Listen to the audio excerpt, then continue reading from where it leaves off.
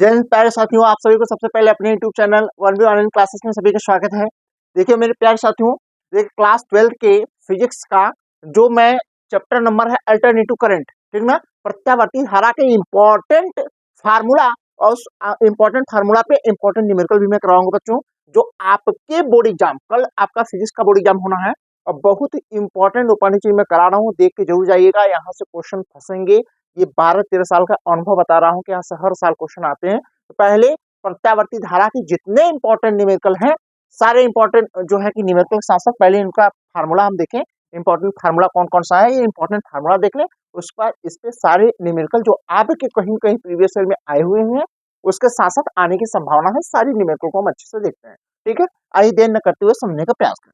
यहाँ सबसे पहले देखिएगा, ये सब छोटे छोटे समीकरण जो दिख रहा है ना, ये सब छोटे छोटे समीकरण पे न्यूमेरिकल आते हैं, 1-2 नंबर का। अब बच्चे गलती करके चले आते हैं, तो गलतियां ना हो पाए, उस गलतियों को ये क्लास को जरूर देखेगा जाइएगा, स्किप मत करिएगा, पूरी क्लास को अच्छे से देखिए। यहाँ से आपको कम से कम 8 से 10 नंबर के क्वेश्चन यहाँ से बनेंगे। ठीक है, आइए दोस्तों देखते हैं। आइए सबसे पहले है प्रेरित विद्युत वाहक बल का समीकरण जो होता है, तो प्रेरित विद्युत वाहक बल का समीकरण यही है ना, ई बराबर ई नॉट साइन ओमेगा टी होता है, याद रखिए। जिसमें ई क्या है, विद्युत वाहक बल है, ई नॉट जो है विद्युत वाहक बल का शिखर मान है। इसे आपको परीक्षा में याद रखिएगा, पूछेगा विद्युत वाहक बल का शिखर मान ज्ञात करें, तो इस तरीके से वहां पूछेगा। ठीक है, उसके बाद देखिए ओमेगा क्या है, ओमेगा को हम कोणीय वेग कहते हैं, टी क्या समय है। उसी प्रकार से प्रत्यावर्ती धारा का समीकरण ये है, आई बराबर I naught sine omega t होता है, जिसमें आई प्रत्यावर्ती धारा है, आई नॉट क्या है, ये प्रत्यावर्ती धारा का शिखर मान है, याद रखें, ये इंपॉर्टेंट है, ये चीज आपको थोड़ा ध्यान में रखना है। उसे प्रेरित प्रत्यावर्ती वोल्टेज का समीकरण क्या होता है, V बराबर V not sine omega T, जिसमें V क्या है, प्रत्यावर्ती वोल्टेज, और V नॉट क्या है, प्रत्यावर्ती वोल्टेज का शिखर मान। याद रखिए क्या है, शिखर मान है। तो ये सारे जो है आपको, ये तीनों समीकरण आपके दिमाग में नहीं है, तीनों समीकरण में कौन क्या है, ये चीज आपको याद होना चाहिए। उसके बाद बात आता है प्रत्यावर्ती धारा का वर्ग माध्य मूल मान, याद रखेंगे, आई आर एम एस बराबर आई नॉट बटे अंडर रूट 2। इस पे देखिएगा बहुत इंपॉर्टेंट फार्मूला है, याद रखेंगे। इस पे और इस पे न्यूमेरिकल बहुत बार पूछे गए हैं, एक एक दो दो नंबर के न्यूमेरिकल याद रखिएगा, देख लीजिए, आप विद्या क्वेश्चन बैंक रखे होंगे, तो उसमें क्वेश्चन पूछा गया है इस वाले पे। तो प्रत्यावर्ती धारा का वर्ग माध्य मूल मान कितना होता है, आई आर एम एस ना, रूट मीन और एवरेज बोलते हैं। तो वर्ग माध्य मूल मान जो होता है, तो ये क्या होता है, आई नॉट बटे अंडर रूट 2 होता है। उसके बाद प्रत्यावर्ती वोल्टेज का वर्ग माध्य मूल मान वोल्टेज का, तो वी आर एम एस बराबर वी नॉट अंडर रूट 2 होता है। अब आते हैं, देखिए ये फार्मूला, ये सब इंपॉर्टेंट फार्मूला याद रखेंगे, इस पे 2-2 नंबर की न्यूमेरिकल एकदम छोटे छोटे आते हैं, याद रखेंगे। प्रेरकी प्रतिघात का फार्मूला होता है, प्रेरकी प्रतिघात को एक्सेल बोलते हैं।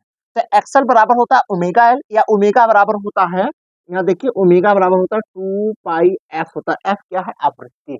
ठीक है, उसके बाद धारती प्रतिघात क्या होता है, धारती प्रतिघात को एक्सी से प्रतिनिधित्व करते हैं। तो एक्सी बराबर 1 बटे ओमेगा सी, ओमेगा का मान होगा 2 पाई एफ सी इंटू ए हो जाएगा। तो देख ले, इस तरीके से फार्मूला याद रखिएगा। एक्सेल बराबर क्या होता है, ओमेगा एल, ओमेगा बराबर 2 पाई एफ इंटू एल, तो हो जाएगा जो है कि एक्सेल की पूरी वैल्यू हो जाएगी 2 पाई एफ एल हो जाएगा। उसके बाद एक्सी का जो होगा, ये ओमेगा अथवा एक्सी बराबर 1 बटे ओमेगा सी, तो ओमेगा बाद 2 पाई एफ इंटू सी, तो 1 बटे 2 पाई एफ सी हो जाएगा। इस तरीके से इसका सबका मात्रक याद रखिएगा, चाहे प्रतिघात हो, चाहे प्रेरकी प्रतिघात, चाहे जो है धारती प्रतिघात, सबका मात्रक क्या होता है, ओम होता है। ये चीज थोड़ा सा इंपॉर्टेंट, ठीक है। आइए एक चीज पॉइंट और मैं समझाने का प्रयास कर रहा हूँ यहाँ। देखिए मेरे प्यारे साथियों, यह है पश्चगामी की स्थिति में जब धारा वोल्टेज से 90 डिग्री पश्चगामी हो, 90 डिग्री, या आप इसको इस तरीके से पाई बाई 2 भी कर सकते हैं, इतना क्या पश्चगामी होगा। तो इसका फार्मूला देखिए, इस जो वोल्टेज का समीकरण उसमें कोई चेंज नहीं होगा, तो इसमें धारा का समीकरण आई बराबर I naught sine omega T pi by 2 होता है। उसके बाद देखिएगा, ये याद रखेंगे, ये इंपॉर्टेंट है। इस पे देखिए न्यूमेरिकल कैसे आते हैं, छोटे छोटे न्यूमेरिकल आते हैं, हम पकड़ नहीं पाते, लेकिन पकड़ने के लिए हमें यहाँ पढ़ना पड़ेगा अच्छे से। ठीक है, उसके बाद आता है अग्रगामी की स्थिति में। तो अग्रगामी की स्थिति में इसमें धारा वोल्टेज से कितना होगा, 90 डिग्री अग्रगामी होगा, तो इसमें V बराबर V not sine omega T, और इसमें धारा का जो समीकरण होगा वो I बराबर I not sine omega omega T plus pi by क्या होगा, 2 होगा। पश्चगामी होगा तो माइनस होगा, यहाँ अग्रगामी हो तो पाई बाई 2 क्या होगा, प्लस में होगा। तो ये देखिए फार्मूला है, ये सारे इंपॉर्टेंट फार्मूला है, याद रखिएगा। प्रत्यावर्ती धारा के बहुत ही इंपॉर्टेंट है, प्रत्यावर्ती धारा में ज्यादा तो आपको डीपली नहीं, ज्यादा न्यूमेरिकल लिखने के लिए आते हैं, उसके बाद एक ट्रांसफार्मर के आते हैं बनाने के लिए, ट्रांसफार्मर में कुछ न्यूमेरिकल आते हैं, उसको भी हम फार्मूला करा देते हैं अच्छे से। आप अच्छे से वहाँ देख लीजिएगा, ठीक है। बस आपने जरूरत नहीं है, आप नोट करें अच्छे से। और इसकी और इंपॉर्टेंट पॉइंट न्यूमेरिकल है, मैं फार्मूला है, मैं इसको बताता हूँ, ठीक है मेरे प्यारे साथियों, इसको नोट देखिए प्यारे साथियों।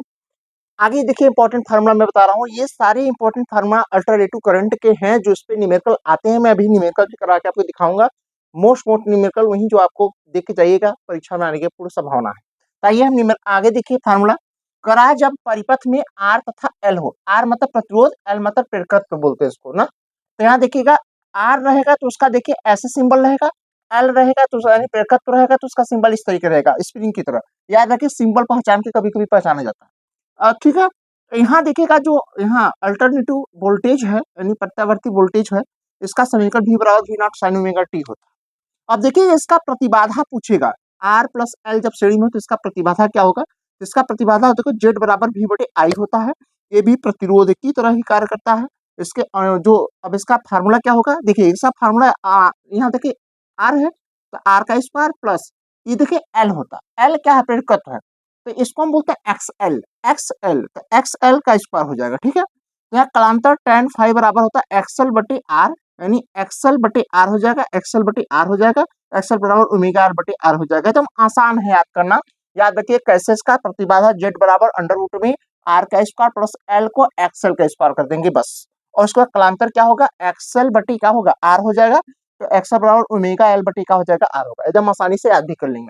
यहाँ देखिएगा जब परिपथ में आर तथा सी क्या है धारिता है, आर क्या है प्रतिरोध है, तो इसका सिंबल इस तरीके देखेंगे, इसका देखिए उसी तरीके से रहेगा। अब इसका प्रतिबाधा कैसे होगा, प्रतिबाधा जेड बराबर वी बटे आई अंडर रूट में देखिएगा आर का स्क्वायर प्लस एक्स, यहाँ सी को एक्स सी बोलते हैं तो एक्स सी का स्क्वायर हो जाएगा, ठीक है।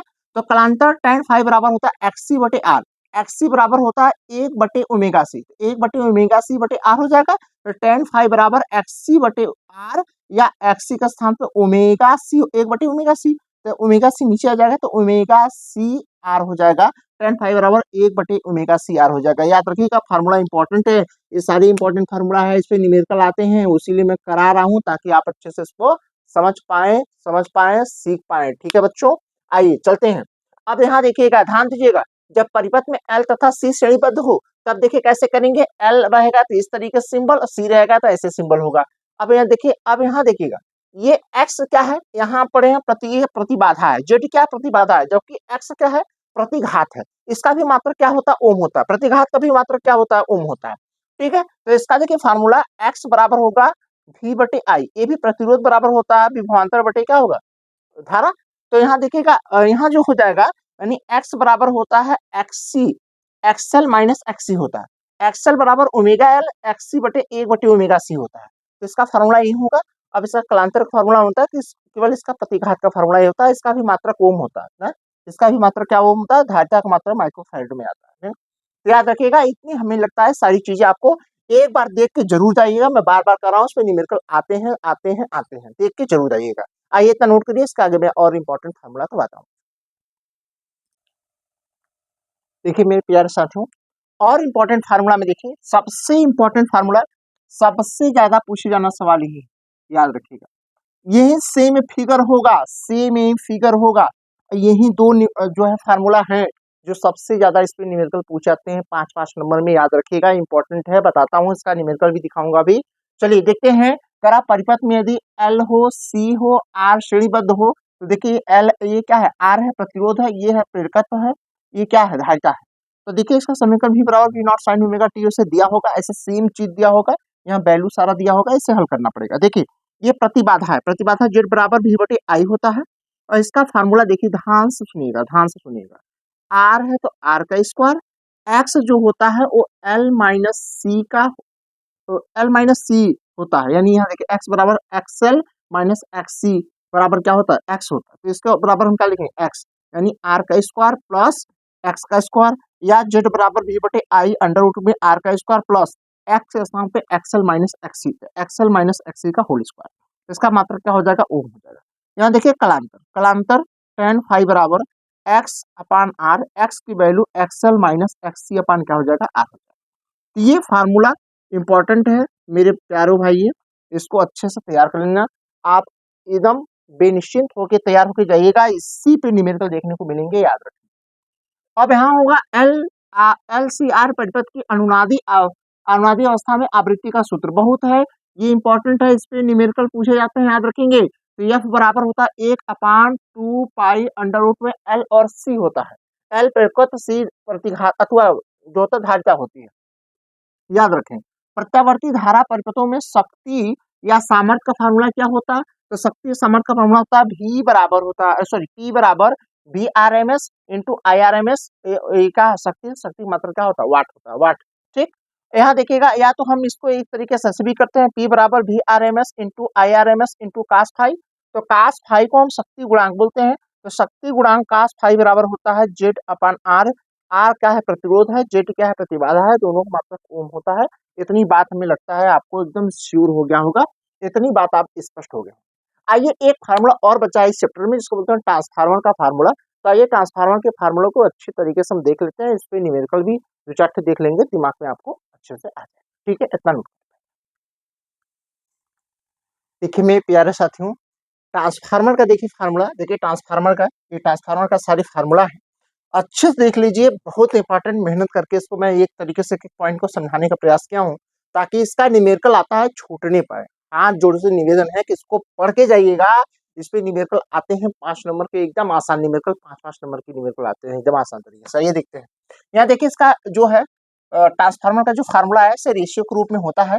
यहाँ पहले मैं बता दूं, एक प्रकार का मैंने लिया है, कौन सा? ये ऊंचाई ट्रांसफार्मर है। ऊंचाई ट्रांसफार्मर और ट्रांसफार्मर होता है जिसके प्राथमिक कुंडली में फेरुक संख्या कम और द्वितीय कुंडली में फेरुक संख्या ज्यादा होता है, याद रखिएगा। ये देखिएगा, ध्यान दीजिएगा, ये क्या करता है? ये जो है लो वोल्टेज को हाई वोल्टेज में करता है, याद रखिएगा। अब यहाँ देखिएगा, इसमें प्राथमिक कुंडली में प्रेरित विद्युत वाहक बल, यहाँ देखिए, सॉरी, यहाँ पे P होगा, यहाँ पे प्राथमिक कुंडली में प्रेरित विद्युत वाहक बल, प्राथमिक कुंडली में फेरुक संख्या, प्राथमिक कुंडली में प्रेरित धारा, प्राथमिक कुंडली में प्रेरित वोल्टेज। अब द्वितीय कुंडली में प्रेरित धारा और विद्युत वाहक बल, द्वितीय कुंडली में फेरुक संख्या, द्वितीय कुंडली में प्रेरित धारा, द्वितीय कुंडली में प्रेरित वोल्टेज। ये है उसी तरीके से यहाँ रेशियो बनाया गया है, ES upon EP equal to जो है कि VP VS upon VP equal to NS upon NP equal to R। यानी सेकेंडरी कुंडली में फिर अथवा विद्युत वाहक बल बटे प्राथमिक कुंडली में विद्युत वाहक बल बराबर होगा जो है द्वितीय कुंडली में प्रेरित वोल्टेज बटे प्राथमिक कुंडली में प्रेरित वोल्टेज। सेकेंडरी कुंडली में, द्वितीय कुंडली में फेरों की संख्या बटे प्राथमिक कुंडली में फेरों की संख्या का जो अनुपात होगा ये R होगा। इसको हम बोलते हैं क्या? परिणमन अनुपात, इसे ट्रांसफॉर्मेशन रेशियो कहते हैं, याद रखिए R होता है। या इसको हम IP देखिएगा, ये तीनों विद्युत वाहक बल और वोल्टेज और धारा के व्युत्क्रमानुपाती कौन होता है? यानी जो है करंट, यानी ये सारा मान बढ़ेगा तो इसका मान घटेगा, करंट का मान बढ़ेगा तो सारा मान ये घटेगा, याद रखिएगा। इस स्पष्ट है, याद रखिएगा। यहाँ IP यानी प्राथमिक कुंडली में फेरुक संख्या बटे द्वितीय कुंडली में फेरुक संख्या, द्वितीय कुंडली में प्रेरित वोल्टेज बटे प्राथमिक कुंडली में प्रेरित वोल्टेज, द्वितीय कुंडली में फेरों की संख्या बटे प्राथमिक कुंडली में फेरों की संख्या बराबर क्या होगा? R। या इसको हम एक साथ लें तो ES upon EP equal to VS upon VP और NS upon NP equal to IP upon IS equal to क्या होगा? R।